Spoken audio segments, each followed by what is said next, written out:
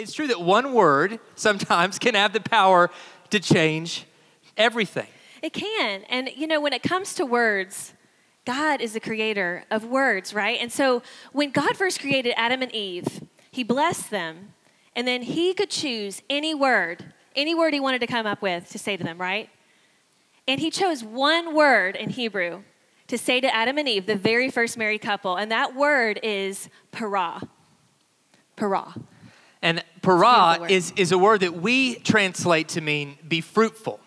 And as part of this verse, this broader verse in Genesis that said God blessed them, and then he said be fruitful and multiply. And we've kind of missed out on that first word, that powerful first word God spoke, because we treat it all together. Like he said, be fruitful and multiply. He was just telling them to go and have a bunch of babies. And we miss out on what he was really saying.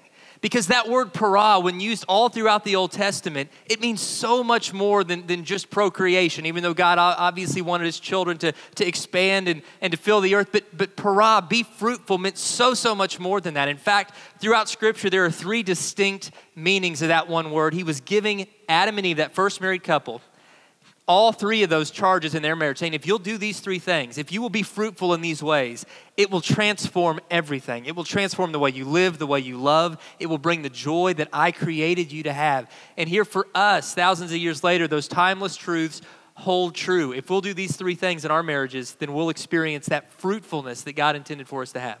Exactly. So para is used around 75 times in the Old Testament alone. And it, like Dave said, it always has one of these, if not all, of these three meanings. And so the first one is to bear fruit, both seen and unseen, in your own individual life. That's the first one.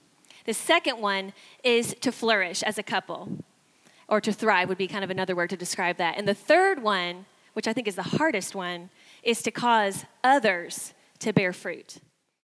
Subscribe to Marriage Today's YouTube channel for more marriage-building videos and updates.